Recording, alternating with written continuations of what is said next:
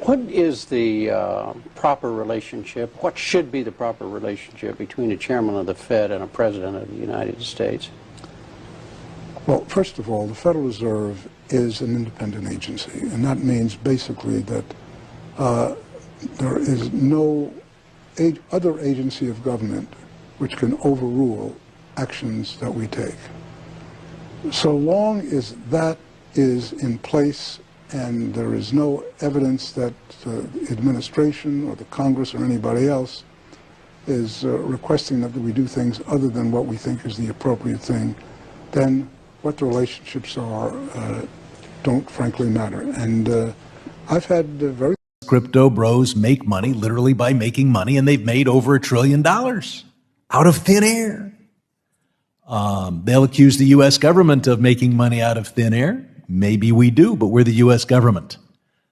Essentially, you know, if we want to produce something, we need funding. So there's a role for banks in almost everything that's happening in the economy. But what exactly is that role? I'd like to reflect on that. Banks are being thought of as intermediaries, but this is not really what's happening. Banks, what are they then? They're creators of the money supply. So you're firmly of the view that banks create money out of thin air? Yes, well, I produced the first empirical studies to prove that in the 5,000-year history of banking. Banks are thought of as deposit-taking institutions that lend money. The legal reality is banks don't take deposits and banks don't lend money. So what is a deposit? A deposit is not actually a deposit. It's not a bailment. It's not held in custody. At law, the word deposit is meaningless. The law courts and various judgments have made it very clear if you give your money to a bank, even though it's called a deposit, this money is simply a loan to the bank. That's true, yeah. So there is no such thing as a deposit. So you think it's probably adequately named then? So banks borrow from the public. Okay, so that much we've established. What about lending? Surely they're lending money. No, they don't. Banks don't lend money. Banks, again, at law, it's very clear, they're in the business of purchasing securities. That's it.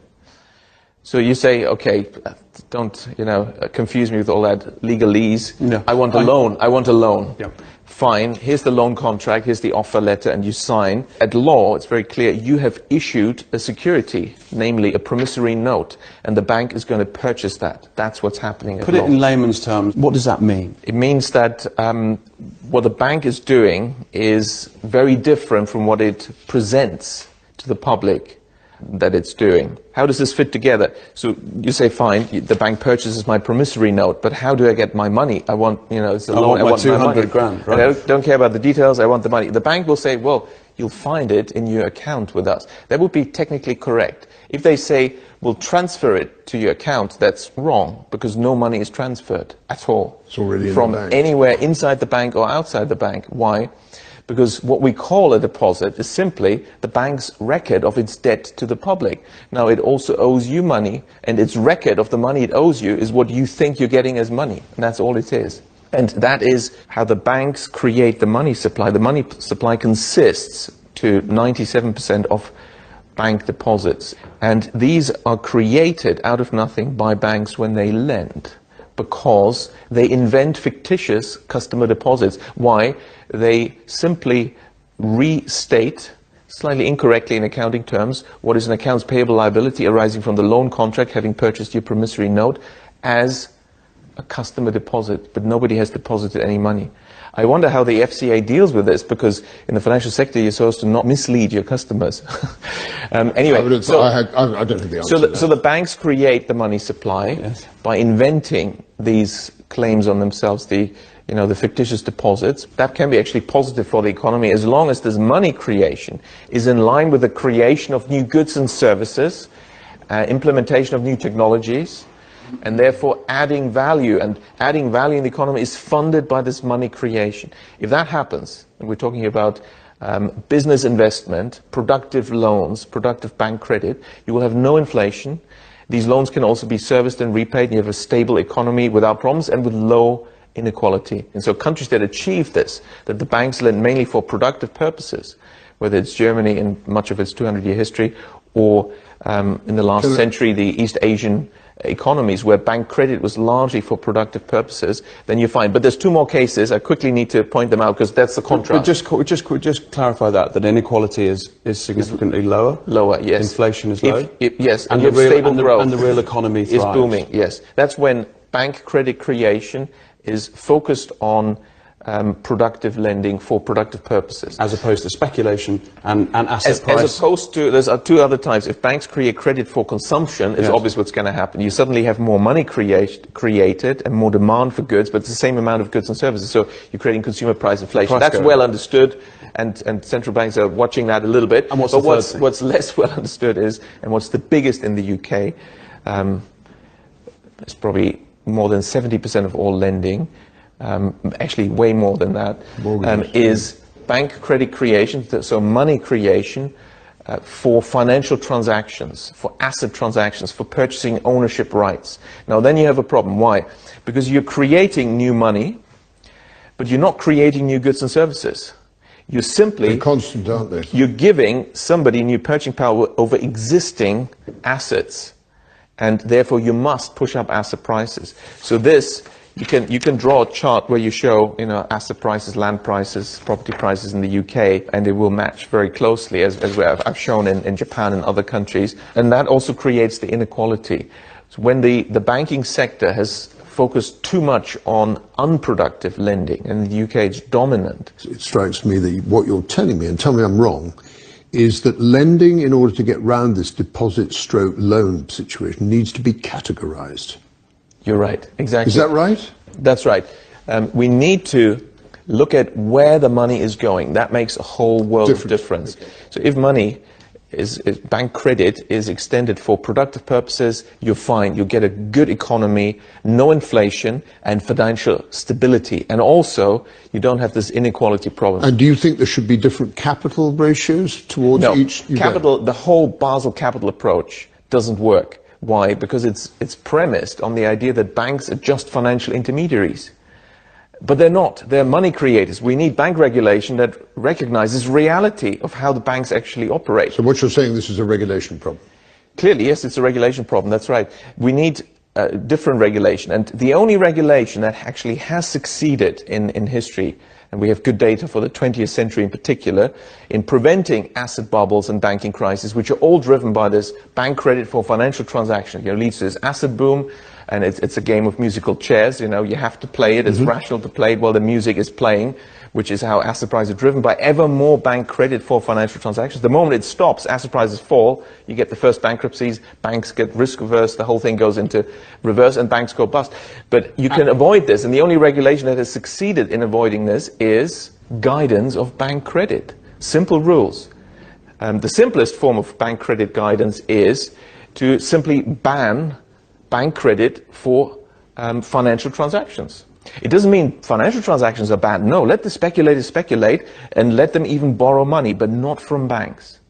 That would make a whole world of difference. Who do they borrow it from? Well, they can issue bonds or, borrow in the markets, whatever they want. But that's risk. But they shouldn't get access to the public privilege of money creation, you see. I know what you mean, yeah. And that creates the problem, that creates the boom-bust cycles. But in some countries, they've succeeded in preventing this asset inflation. Which ones? Such as Germany, without even credit guidance, by having a banking structure, banking system that's dominated by banks that don't want to do this financial speculation in the first place. These are the community banks. So Germany was 70% of banking. What do you call the Landesbanks? No, not the Landesbanks, the smaller ones, the 1,500 Volksbanken, Raiffeisenbank. They're actually the main banks in Germany. There's so many of them, each is small. And they lend mainly for productive purposes to small and medium-sized enterprises. The Mittelstand, which has been the backbone of German economic success for the last 200 years despite wars and disasters, has only been successful because they also have their local small banks funding them all the way through. That doesn't exist in the UK, and that's been why the small and medium-sized enterprise sector always has had a problem in the UK. So we're stuck with speculation and horrific property porn renovation shows. Well, the solution is, of course, to create these small banks. We need to create small banks. They're the natural lenders to small firms. The public wants stable growth, none of this boom-bust cycle, banking crisis, public money used to bail out banks. People don't want that. In Germany, these community banks It's very interesting dominant. because They've never used public money. In these 200 years, not a single one has ever been bailed out with public money, and no depositor has lost any money. Although, Richard, your argument is complex, principles are terribly simple. It is very simple. And although you're a little defeatist, I'm not. You Yeah, actually- maybe I'm defeatist, but I like it. But it's just the idea of, how can I put it? Go on. Getting through the regulatory. They are so reluctant. but that's why It is hard work. But that's It's hard why work. that's why we got you in. We're gonna have you as I the think ambassador. I have to say this has been brilliantly explained. We open with the question: do we have a finance curse? Does the UK have a finance curse, David? No.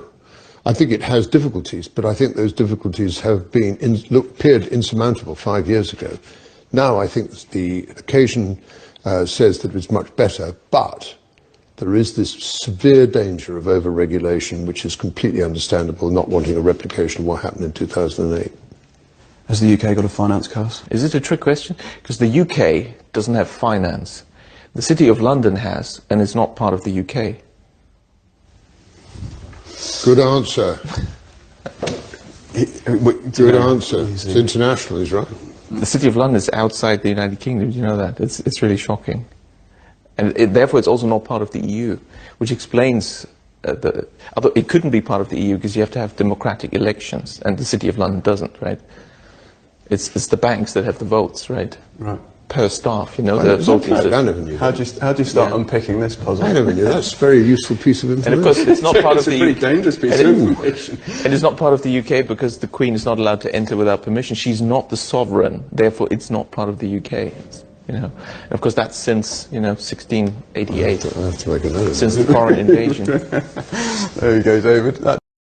Hello, I'm Tom Cryer, a lawyer from Shreveport, Louisiana, and one of the organizers of truthattack.org. In June 1994, I met a man who claimed that the Internal Revenue Code does not make him liable for the income tax. My life has been changed ever since. I began to research the liability of the federal income tax relative to American citizens, and when I was unable to prove him wrong, I found myself between the horns of a life-changing dilemma. Do I put my head down and pretend that I did not see the truth? Or do I honor my oath to support and defend the rule of law and the Constitution? It was apparent that the government was stealing trillions of dollars from honest, hard-working Americans and their families. It was using that stolen money to expand its reach far beyond its intended role.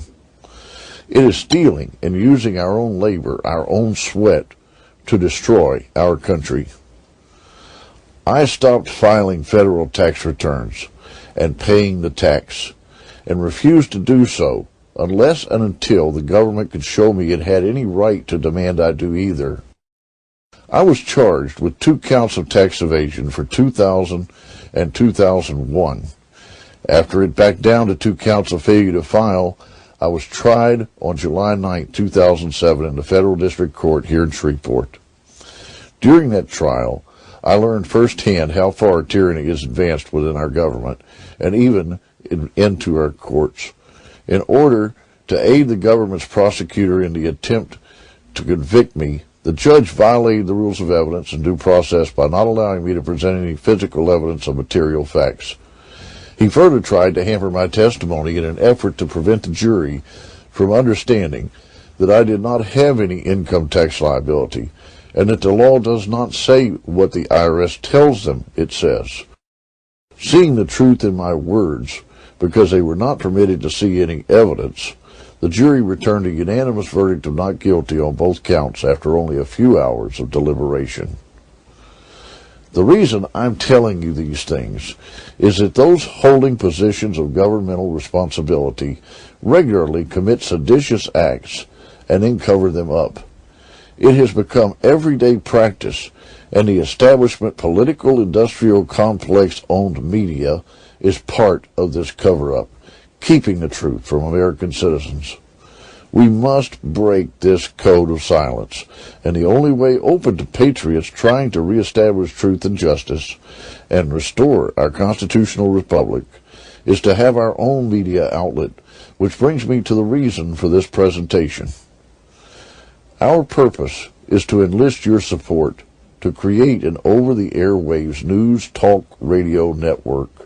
We have what we believe to be a workable plan to do this without hurting or putting in danger any patriot's pocketbook.